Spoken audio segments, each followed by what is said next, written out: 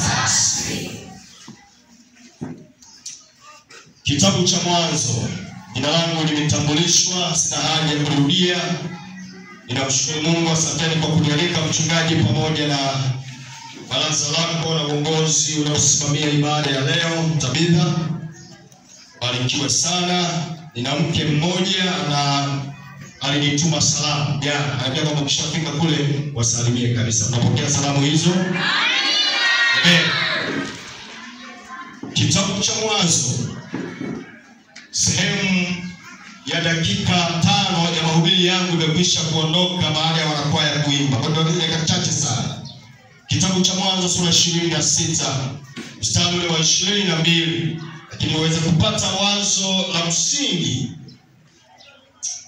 anzia ule mstari wa 18 hadi ule wa 22. Tamani nikipata mtu mmoja ambaye nitasafiri pamoja naye.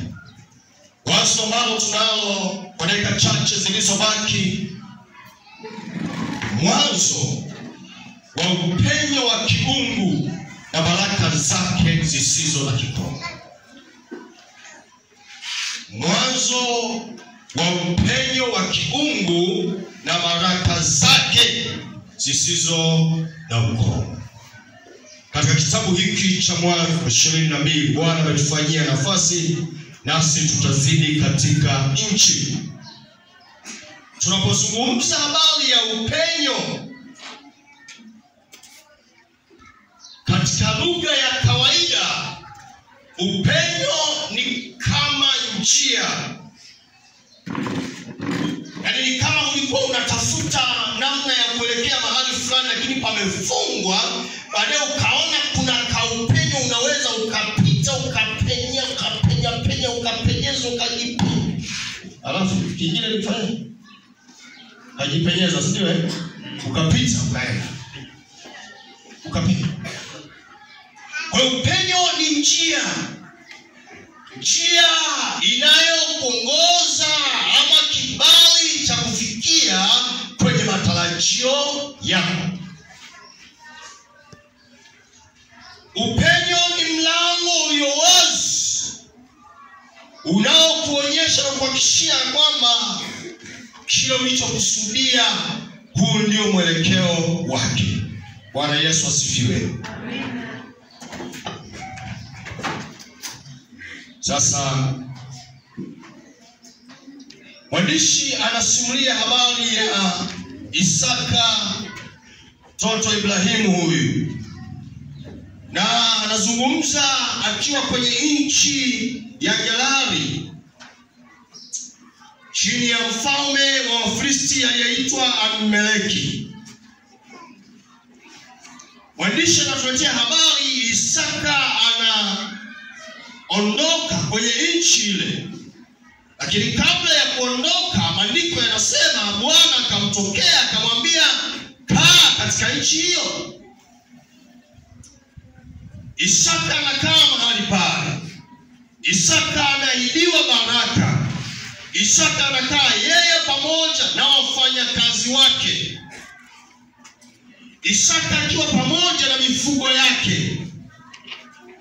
Na wanafika kwa historia katika mji ule, baba yake Ibrahimu na babu zake Isaka walichimba visima mahali pale, lakini Wafilisti walivifikia. Walipovifikia, sasa Isaka anafanya kazi ya kuvifukua vile visima. Biblia inasema kwenye mstari ule wa 18. Sina aliye na Biblia hapo aliyefika na microphone. Anaweza kutusome pamoja mahali pale. 26:18 anasemaje? Haleluya. Mwanzo 26:18 neno la Mungu linasema, Isaka akarudi akavichimbua vile visima vya maji alivyovichimba siku za Ibrahimu babaye. Akiwa kwenye lile bonde la nchi ya Gerari, Isaka anakumbuka visima walivyovichimba na vyafukiwa, akaanza kuvichimbua. Maana wale Wafilisti walikuwa wamevifukia baada ya kufa kwake Ibrahimu. naye akaviita majina kufuata majina alivyoviita babaye. Hakutaka kubadilisha historia. Anakwenda kuvichimbua visima vilivyofukiwa na wenyeji wa mji ule. Hakutaka kubadilisha historia. Akarudia majina yale ambayo aliviita kipindi cha baba yake. Anasemaje? Endelea. Mstari wa 19. Watumwa wa Isaka wakachimba katika lile bonde, wakapata kisima cha maji yanayobubujika. Mstari wa 20. Wachungaji wa Gerari wakagombana na wachungaji wa Isaka wakisema, maji haya ni yetu. Ndipo akakiita jina lake kile kisima Eseki. Asante sana. Kisima cha kwanza wamekichimbua. Walipochimbua wakapata maji yanabubujika. Lakini wale wachungaji wa mji ule wa Gerari, wale wa Filisti, wakaanza kugombana, wakagombania hayo maji pamoja na watumishi wa Isaka. Wanagombana, wanapigana, maji yani yetu. Hamna ulisi nini hapa? Biblia inasemaje? Akaita kile kisima Eseki kwa sababu waligombana naye. Biblia inasemaje mstari unaofuata? Mstari wa 21. Wakachimba kisima kingine, wakagombania na hicho tena. Na cha pili wakagombania, akakiita jina lake Sitna. Kumbuka cha kwanza ameita Eseki, baada ya magomvi akawachia. Akaenda cha pili, magomvi yakaendelea, akawachia. Mstari wa 22. Akaondoka huko akachimba kisima kingine, wala hicho hawakugombania. Akaenda kwenye kisima kingine. Alipochimba kila kisima, alipochimbua yale maji yalipotoka, Biblia inasema wala hicho hawakukigombania. Kila mtu akawa na amani, kila mtu ametosheka, kila mtu ameona hapa ni sahihi. Hawakukigombania. Biblia inasemaje? Akakiita jina lake Rehobothi, akasema, kwa kuwa sasa Bwana ametufanyia nafasi, nasi tutazidi katika nchi. Isaka anaita kile kisima Rehobothi. Na anasema kile kisima cha kwanza tulichokichimbua, tuliingia kwenye ugomvi, tuliingia kwenye mvutano, tuliingia kwenye malumbano, tuliingia kutokukubaliana. Na kisima cha pili hivyo. Na kwa sababu hiyo kisima cha tatu hakuna magomvi tena. Bwana ametufanyia nafasi. Bwana ametupa kibali. Bwana ametubarikia. Bwana Yesu asifiwe. Na nasema nasi tutazidi katika nchi. Tafasiri yake ni nini? Unapata funzo gani kwenye kisima cha kwanza na cha pili? Ni hivi, mahali palipo na magomvi hakuna baraka. Saidia kumshika mkono jirani yako. Mshike mkono jirani, mwambie jirani, sikiliza, mahali penye ugomvi hakuna baraka. Mwandishi wa Zaburi anasema nini? 131 anasemaje? 133 anasemaje? Wasomaji wa Biblia anasemaje?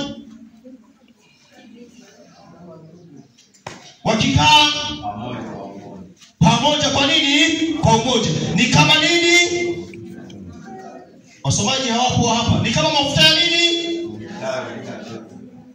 Katika ndevu za nani? Za Haruni. Mwishoni anasema ndiko Bwana alipofanya nini? Alipoamuru baraka. Ndugu wakikaa pamoja kwa umoja, ndipo mahali alipoamuru baraka. Kwa inawezekana unaweza mkao pamoja lakini si kwa wachungaji wachungaji wa Isaka walikuwa wanachunga ng'ombe zao kwenye bonde wakiwa pamoja. Wangapi wale kuchunga ng'ombe? Hiyo tumeshayapitia yale maisha. Mnapitiana wale wachunga ng'ombe wa kijiji chote. Mnaenda sehemu moja. Alafu ikifika mchana mnaenda kujumuisha. Sasa mwambie kama umekaa na jirani hajui Kisukuma, mtafasirie kujumuisha ng'ombe kwa Kiswahili, mwambie.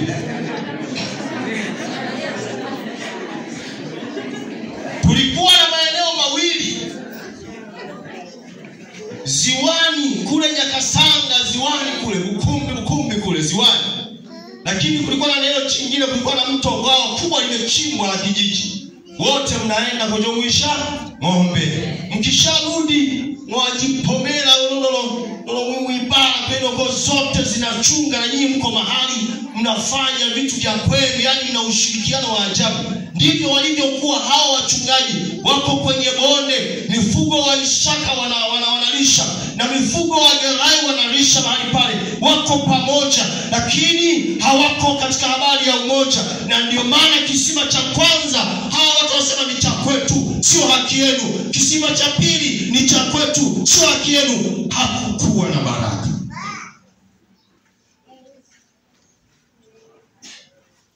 Mahali palipo na ugomvi hakuna baraka. Ndio maana waandishi wa Zaburi wanatukumbusha kwamba heri ndugu wakikaa pamoja, si pamoja tu lakini kwa umoja. Tafsiri yake ni kwamba mnaweza mkawa pamoja lakini hamko katika hali ya umoja. Mnaweza kukutana kanisani, mmekaa pamoja, umekaa na jirani yako, mwangalie usoni. Mwangalie usoni, usimwambie kitu, mtazame tu usoni jirani yako.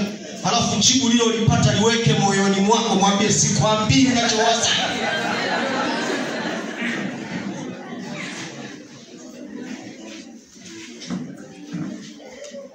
Pamoja kwa umoja. Hao wachungaji hawakuwa pamoja. Paka kisima kile cha tatu wanakwenda kuchimba, wamesharizika. Akasubiri Isaka kama kuna ugomvi. Hakuna ugomvi. Akasema Rehobothi, Bwana ametufanyia nafasi, nasi tutazidi katika nchi. Bwana Yesu asifiwe. Bwana Yesu asifiwe. Tunapozungumza habari ya baraka zisizo na kikomo, nataka nikupe tu aina ya baraka mbili. Baraka tu mbili ambazo Isaka anazungumza anaposema nasi tutazidi katika nchi. Anatazama katika maeneo mawili. Eneo la kwanza anatazama habari ya kuongezeka kwa habari ya kiroho, baraka za kiroho. Anaona Mungu amemfanyia nafasi. Unajua tunaposema baraka za kiroho, baraka ya kwanza ni neema na kibali. Neema na kibali ni baraka ya kwanza ya kiroho. Kitabu cha Mwanzo 39 mstari wa 21. Msomaji wangu unaweza kaangalia mahali pale. Baraka za kiroho, tutazidi katika nchi. Baraka ya kwanza ambayo Mungu ameachilia ni neema na kibali. Anasemaje Mwanzo 39:21? Neno la Mungu linasema, lakini Bwana akawa pamoja na Yusufu, akamfadhili, akampa kibali machoni pa mkuu wa gereza. Tunapozungumzia neema, maana yake ni kwamba unapewa nguvu ya kuendelea, haijalishi maumivu unayoyapitia, na unaonyeshwa tumaini la safari na usalama unapokwenda kwa Mungu mahali sahihi. Bwana Yesu asifiwe. Nikujawahi kusikia mtu anasema, yani hii kwa kweli ni neema tu ya Mungu. Hata hili amevuka. Bwana Yesu asifiwe. Hata hili amevuka. Ni neema ya nani? Neema. Habari hii inazungumzwa ya Yusufu. Bwana Yesu asifiwe. Yusufu, wale jamaa wakamtupa shimoni. Unakumbuka jamani alipoota ndoto, Mungu amemwambia tu kwa habari ya maisha yako utakuwa mkuu. Wakawa naye pamoja, si kwa umoja. Wakaazimia kumwangamiza, wakamtupa shimoni. Biblia inasema kwamba Mungu akawa naye. Mungu akampa neema ya kuvumilia, kwamba vumilia, ushindi wako uko karibu. Bwana Yesu asifiwe. Na Biblia inasema akampa na kibali. Alipotoka kwenye shimo akauzwa, akapelekwa, akapewa kibali kwa wakuu wa Misri walikouzwa. Matokeo yake Yusufu alikuwa ni nani? Waziri. Alikuwa ni nani? Kutoka mtu aliyekuwa ametupwa. Kwa hiyo Mungu anaachilia baraka ya kwanza ya neema na kibali, baraka ya kiroho kwenye maisha yetu. Isaka anaposema tutazidi kwa sababu Bwana ametufanyia nafasi, anaona neema na kibali cha kimungu kwenye maisha yake. Pendo mahali ulipo, wewe unajua ni mangapi ambayo Mungu amekuvusha nayo, si kwa sababu ni wewe, ni neema ya Mungu. Bwana Yesu asifiwe. Kuna watu walinenewa maneno mabaya. Mwaka huu hautaisha, lakini umeisha huko mwezi wa 3 mwingine unaendelea. Bwana asifiwe. Neema ya nani? Ya Mungu, si kwa nguvu zako, si kwa nguvu zetu.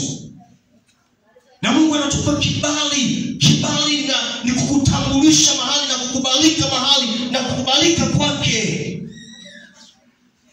Na ndio maana Isaka amepewa kibali, pamoja na kwamba alipata kuondoka kwenye nchi, akaambiwa kaa, nimekupa kibali, neema, vumilia. Baraka ya pili ya kiroho ni wokovu na uzima wa milele. Wokovu na uzima wa milele. Yohana sura ya 3 mstari wa 16 unasemaje? 1 2 3 twende. Amna, 1 2 3 twende. Tulia. Hivi nina washirika wa Kristo, ngoja nishuke hapa hivi. Unajua mchungaji samahani, nashuka hapa leo. Asante sana. Bwana asifiwe. Labda nilikuwa mbali sana. Hebu niletee Biblia yangu. Inawezekana nilikuwa mbali sana. Sasa unajua ukiwa mbali pia na pengine changamoto. Bwana Yesu asifiwe. Amen. Injilisti Maguzu unaniona huko? Bwana asifiwe baba. Safi kabisa. Watu waliomjua Yesu, tunatamani hata hao walioko kule wasikie kwamba Yesu anaabudiwa mahali hapa. Yohana sura ya 3 mstari wa 16. Maana jinsi Mungu aliupenda ulimwengu. Hata akamtoa mwanawe pekee. Ili kila mtu amwaminie asipotee. Bali awe na uzima wa nini? Sijajua kama Biblia ile unayoisoma iko sahihi, labda sijajua. Kwa maana jinsi Mungu aliupenda nini? Ulimwengu. Inasema kwa maana jinsi mnyeti alituma barua kwa Mungu. Kwa maana jinsi mchungaji Malela alituma barua kwa Mungu.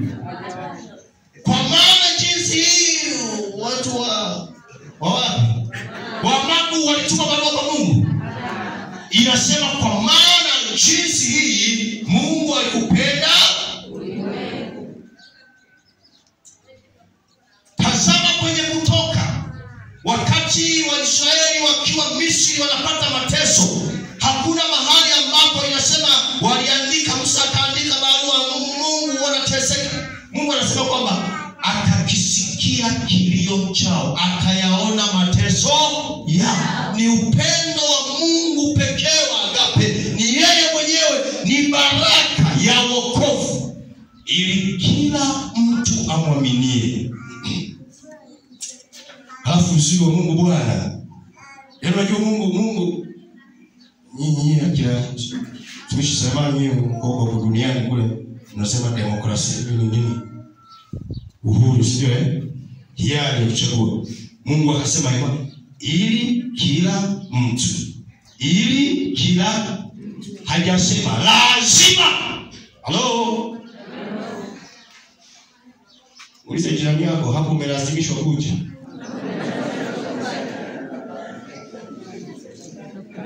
Alafu muulize kama hujalazimishwa malingo ya nini?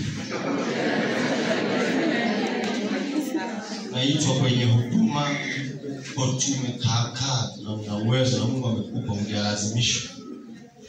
Ili kila mtu amwamini, kila mtu binafsi yake, kwa hiari yake, kwa maamuzi yake, asipotee, awe na uzima wa nini? Baraka imeachiliwa, ni uhuru na uchaguzi wa kufuata. Lakini baraka ya mwisho ya kiroho, amani na furaha. Amani na furaha. Yesu anasema ya kwamba amani yangu nawachieni, amani